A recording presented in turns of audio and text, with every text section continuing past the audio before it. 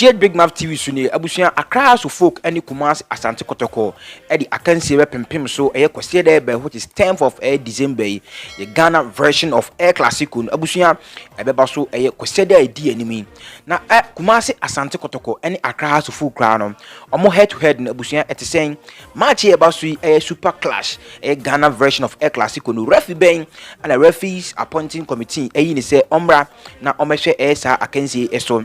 Kumasi Asante Kotoko last 6 away games no abusuya akosen edema Kumasi Asante Kotoko Accra so folk any Kumasi Asante Kotoko no hwan na etimi ahye ne yonko dodo ana hwan so na etimi elusu dodo since 2010 epim 2023 no hwan na etimi eden ahye ne yonko dodo head to head no etisen abusuya Ghbigmouth TV suni ye de won sem na eden bro enti won subscribe ya make sure say o be subscribe edi amame now abusuya onim say akansi e baso yi Kumasi Asante Kotoko ene Accra so folk sa akansi e be baso babayara akansi be baso babayara akopama so ni nyina ne say National Air Sports Authority e be tudwa say Accra so folk omo stadium no December activities be na be so sa na emboa ema Accra so folk entimi ensi aka park so Accra so folk choose babayara sports stadium say ho anomo be omo venue December baso so although say Kumasi Asante Kotoko entu kwan fa kan ko bia nemum eba league ne ebo ne de away match to Kumasi Asante Kotoko and a home match at the Accra so folk na Accra so folk last 10 home meetings are omani Kumasi Asante Kotoko etimi ehia no akako wi omo say has etimi awini 3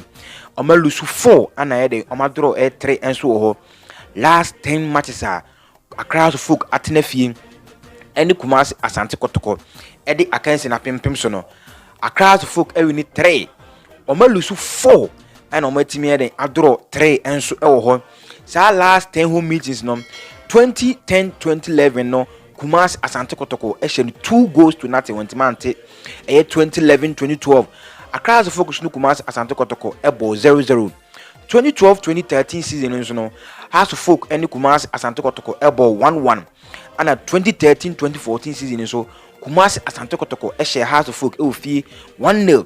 2015 Kumasi Asante Kotoko ehye has 1-0 2016 so Kumasi Asante Kotoko ehye has 1-0 2015 no na 2-1 rather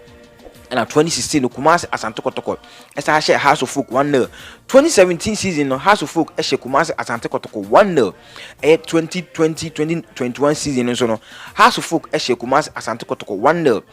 2021-2022 no sa can say has tenafie Kumasi Asante Kotoko a pie draw and 2022-2023 season so no has of folk etimi ehye Kumasi Asante Kotoko ka ba kwa wantimanti so Accra of folk tenafie atonensa e da frɛ Kumasi Asante Kotoko no omatimi awini miensa amadro de miensa anomalusu 9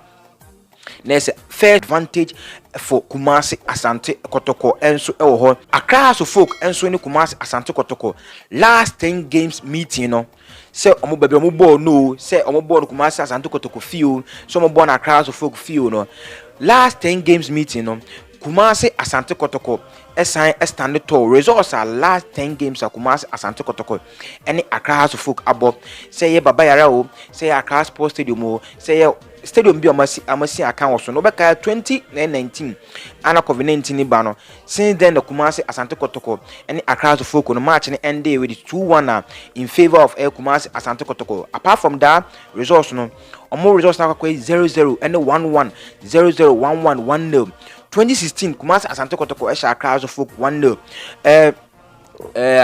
return leg and so na Kumasi Asante Kotoko ebetena afie no akansi no ekowie 1-1 enso ho 2017 House of Folk ehye Kumasi Asante Kotoko 1-0 na no ye House of Folk home Kumasi Asante Kotoko so etwen House of Fie no ono no epempem so no ekowie 1-1 enso ho 2020 2021 no Kumasi Asante Kotoko etena afie ne House ball 0-0 and away game to House of Folk so etena afie eti Kumasi Asante Kotoko ehye no 1-0 2021-2022 season so no House of Folk etena afie score line 0-0 Kumasi Asante Kotoko so etena fie no oche has ehye no 1-1 mante 2022-2023 season is no first leg no Kotoko etena fie and has ebo 1-1 and second leg no has focus so etena fie ehye Kumasi Asante Kotoko 1-0 so 2022 2020 and 2023-2024 season we no Kumasi Asante Kotoko de pimpim na has focus na de etena fie kanen why ene betimi ahye no yonko na because the last 10 games no ho results na de medama ono okay, the last 6 away games at Kumasi Asante Kotoko and so etimi esi Ghana Premier League 2023-2024 season now. Kumasi Asante Kotoko last 6 away games no ometimi win just 2 matches and ometimi lose 3 and oma draw 1. Omo last 6 away games omabo Ghana Premier League no omo etimi win just 2 matches and ometimi den draw ba ko no lose 3. So away games Ghana Premier League no enko yeye sa emfama Kumasi Asante Kotoko so House of Folk can take this advantage no metimi dismantle Kumasi Asante Kotoko but it will never happen on Asante soil. Referee your friend no Reginald Collins Amwa sa referee ana mpanifo se omra no hwe game e beba so nyampa kweseda which the super clash Kumasi Asante Kotoko and Accra House of Folk na referee records kakra abusia timi agada no. This season with me at the 4 matches Ghana Premier League nimu wama red card 2 na se referee on time and red card basa and wama yellow card nso mako 11 wama yellow card mako 11 this season 4 matches away there with me the penalties the ontimi awodo penalty bia from a opponent bia there and I say match bia awodi no ontimi awodo penalty bia enfama tima and I say team krona wo si akan no so referee Reginald Collins Amwa we did 4 matches Ghana Premier League nimu wama 11 yellow cards and wama 2 red cards ono ene betimi ahwesa akansi ya eba so babayara agopama so which is House of Folk etnefie ene Kumasi Asante Kotoko eda pempem so na eni jesem say Kumasi Asante Kotoko 2 players which is Richmond Lamte ene Mukwala no abranti say omo form no abaye pan so Accra House of Folk should be ready to face these 2 great players omo si ama kind of Kumasi Asante Kotoko so omo form no there asoja kumo nemom one thing I say Kumasi Asante Kotoko notice say Accra House of Folk team bia anytime bia be under to that's when omutimi ekoso magic so the super class the Ghanaian version of Air Classico and Air Baso babayara agopamaso which is kweseda be busuya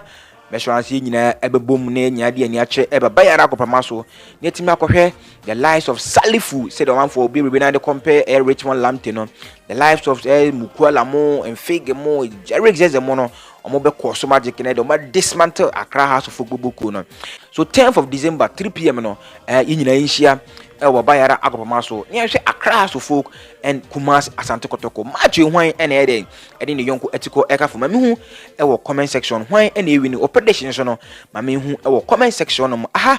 Ghbigmouth TV and adwumadi enso fabulous